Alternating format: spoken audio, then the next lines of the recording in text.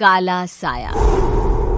यूं तो बनारस घाट अपनी खूबसूरती के लिए बहुत प्रचलित है, पर घाट के किनारे कई राज लिए बैठे हैं। ये कहानी शुरू होती है बनारस के घाट के पास बने ममता निवास से, जहां प्रिया लाल जोड़े में ममता के घर उसकी बहू बनकर आती है। आओ आओ बहू, घर को अपने पैरों से पवित्र करो। ममता घर की दहलीज पार कर ही रही होती है कि अचानक एक बहुत गंदी सी बास पूरे घर में फैल जाती है।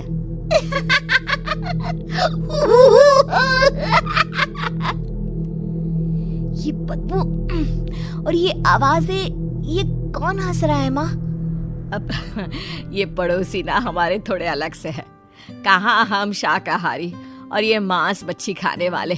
छोड़, तू ध्यान मत दे और गृह प्रवेश कर। और हाँ बहू, अपनी सास की एक बात हमेशा याद रखना, इन पड़ोसियों से तो कभी बात नहीं करेगी। अच्छे लोग नहीं है ये। अपनी सास की ये बात मानेगी ना बेटा? हाँ माँ, जो आपकी मर्जी, मैं उनसे बात नहीं करूंगी। अगले दिन प्रिया अपनी पहली रसोई बनाने रसोई घर में जाती है। ये छोकी बात तो नाक में जा रही है। एक काम करती हूँ, खिड़की खोल देती हूँ। प्रिया खिड़की खोलने जाती है। इतने जाले, लगता है इस खिड़की को कभी खोला ही नहीं गया। पर ऐसा क्यों? ओह, नॉन वेज की स्मेल आती होगी ना। 2 मिनट के लिए खोल लेती हूँ, फिर बंद कर दूंगी। प्रिया खिड़की खोलती है। खिड़की खोलते ही उसकी नजर सामने वाले घर की खिड़की पर पड़ती है, जहाँ एक लड़की खड़ी होती है। हाथों में मेहंदी, लाल रंग की साड़ी, बिल्कुल सजी धजी, मानो प्रिया की तरह ही वो भी नई नवेली बहू हो। वो प्रिया को देखकर मुस्कुराती है। हे भगवान, माँ ने तो इनसे बात करने को मना किया था।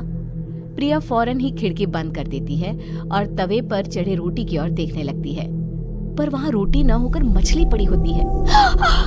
ये क्या? पहली ही रसोई में इतनी बड़ी गलती। हे भगवान, अब मैं क्या करूं? प्रिया बहुत डर जाती है और फौरन रसोई की सफाई करने और फिर सभी के लिए खाना बनाने लग जाती है। जब वो सबको खाना परोसती है, सब तो ठीक है, मैं बेकार में चिंता कर रही थी। हे भगवान, ऐसे ही बस अपनी कृपा बनाए रखना।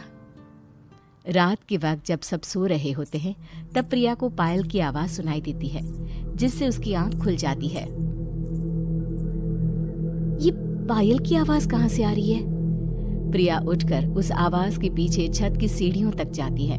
तभी उसे बच्चे के रोने की आवाज आती है। प्रिया छत पर जाती है तो क्या देखती है?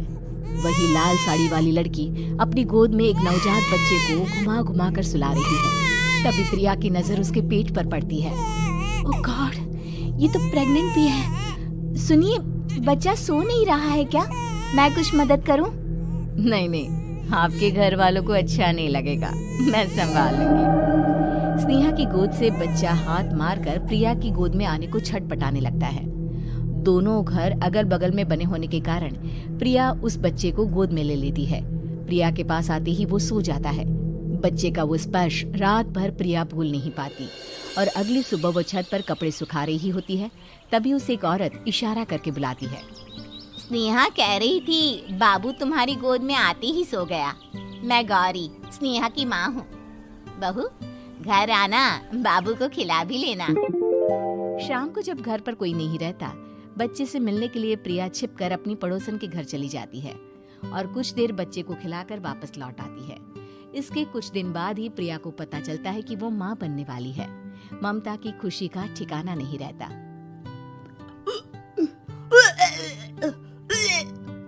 माँ जी, पता नहीं क्यों उल्टी आ रही है। प्रिया भागती हुई वॉशरूम में जाती है तो हरे और लाल रंग की उल्टी करती है। उस उल्टी में से कीड़े निकलते हैं। ये क्या? खून और ये कीड़े! माँ! माँ! प्रिया की आवाज सुनकर ममता दौड़ कर आती है, पर बेसिन में कुछ नहीं होता। प्रिया हक्की बक्की रह जाती है। ये सब क्या हो रहा है? प्रिया घबरा जाती है और अपने कमरे में जाकर सो जाती है। डर के कारण वो इतनी थक जाती है कि उसकी आंख लग जाती है। तब उसे ऐसा लगता है उसके पेट पर मानो कोई बैठा हुआ हो। कौन हो? प्रिया के पेट पर एक 5 महीने की बच्ची बैठी हुई थी, जो बुरी तरह जली हुई थी। माँ, तुम ही मुझे लाई ना अपने पेट में। मैं तुम्हारी माँ नहीं हूँ। कौन हो तुम? माँ, देखो मैं जल गई बुरी तरह से। 6 महीने पेट में रहने को भी मुझे नहीं मिला। सहला दो ना माँ। बचाओ, बचाओ, माँ। ममता दौड़कर कमरे में आती है। प्रिया की बातें सुनकर वो सब समझ जाती है। तू कहीं बगल वाले घर में तो नहीं जाकर आई ना बहू? मुझे माफ कर दो, मैं गई थी माँ। उस घर में सब मरे हुए हैं बहू। कई साल पहले स्नेहा उस घर में बहू बनकर आई थी। कुछ ही दिन में वो एक बच्चे को जन्म देने वाली थी। पूरा घर बच्चे के आने की खुशी में खोया था कि एक दिन अचानक उस घर में आग लग गई। सब बुरी तरह जलकर मर गए। गौरी आज भी दादी बनने का इंतजार कर रही है और इसीलिए स्नेहा ने अपना अजन्मा बच्चा तुम्हारी कोख में डाल दिया। ममता ये कह रही होती है कि पीछे से उसके पैरों को एक बच्चा पकड़ लेता है। दादी, दादी। माँ, स्नेहा की गोद में यही बच्चा था। ये बच्चा कौन है फिर? तेरी मौत है। तेरी भी दादी। जिस चीज का ममता को डर था वही हो गया। ममता निवास के ऊपर मौत ने चादर बिछा दी थी। प्रिया का पेट ऐसे बढ़ जाता है मानो 9 महीने का हो। 2 हाथ उसके पेट से बाहर निकलते हैं। बहू, संतोष को फोन कर, किसी पंडित जी को बुला बहू। प्रिया का पति भागता हुआ घर आता है। ये तो होना ही था माँ। तेरा पाप तेरे सामने आ गया तो तू सह नहीं पा रही है। स्नेहा घर में आग लगी नहीं थी, माँ ने लगाई थी प्रॉपर्टी की लालच में। और वो बच्चा मेरी पहली पत्नी का बच्चा है, मेरा बेटा, जो कि उस आग की चपेट का शिकार हो गया था। मैंने तुमसे ये सब माँ के कहने पर छुपाया था। मुझे माफ कर दो प्रिया। तुम अगर चाहो तो यहाँ से जा सकती हो।